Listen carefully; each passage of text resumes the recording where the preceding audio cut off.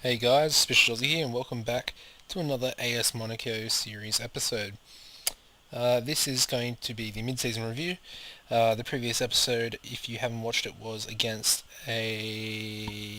live comm against PSG. This episode going to be a January transfer window roundup, as well as the fixtures in between in between episodes, I should just say. So let's get into the transfers straight away. Little bit of activity, not anything too much really. We'll do the outs first. First of all, I let Alassane Diaby go on a free transfer, as well as Andreas Wolf. He went to Red Bull Leipzig, and no, sorry, that was actually done at the end. I might not have. Yeah, I don't think I actually went over those. The outs. Maybe I did. I'm not exactly sure. Anyway, Alassane Diabo released him. Abadi was sold to Raja Casablanca for 375k, and Lazaro was sent out on loan to our feeder club AC Ajaccio. The ins, only two to talk about. As you can see, Jermaine Defoe was bought from Tottenham for 700k, just as a backup striker, as Aubameyang had to go to the African Cup of Nations with Gabon. As you can see, he's decent, not too bad. Took a little bit of a pay cut to come here from Tottenham, so yeah, I thought I may as well bring him in for 700k. And the second player was another Englishman, Ashley Cole.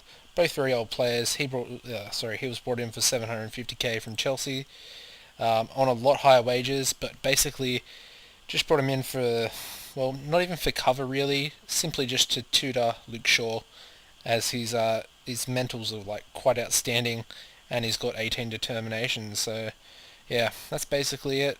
I mean, he might play a few games here and there, but he's actually got like a 60k appearance fee, so it's pretty high. So I don't really want to play him that much. So yeah, just got him in to tutor basically at 34 years old. I think he's actually on a 2-year contract anyway. Yeah, he is. So he'll be here for another season. So I don't know. We'll see. Okay, so that's the transfers. Um, the board did give us like an extra 5 million, so we had about 8 million to spend. As you can see, we've still got about 5 left after those. Um, if I go back to the main page, I have set up 2 transfers for 2 young players. First is Traoui, the left back from Tunisia. Yeah, Tunisia. As you can see, decent 20 determination. I mean, he's got decent technicals already for a left back at 16 years old. Decent pace as well. So he'll probably be a decent left back in the future. Also one that Cole might be able to tutor. Sorry, apologies for yawning. Maybe one for him to tutor in the future if he's still around. And the last one was Benali, a central midfielder. 16 termination, decent heading, decent technicals, nice technique as well.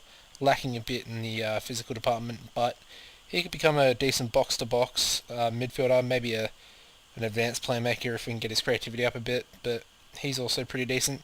And he came in from Morocco, sorry.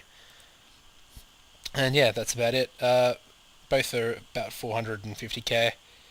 And that's all the transfers we've made. I mean, this season's been basically the same as last season, really.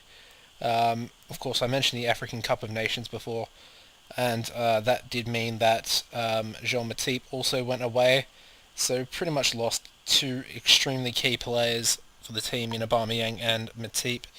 So, I mean, it's kind of let us down a little bit, and the results haven't been as well as I had hoped they would be. I'll get into the fixtures now. Of course, the PSG game was the last one you saw. Of course, a disappointing loss to our rivals, our league rivals, that is. We then played a friendly game against Charleroi and beat them 6-0. Next game was the Coupe de France 9th round against Harrows FC, a national team, and we did win 6-2 at home. Disappointing to concede 2 goals, as you'll see in a second.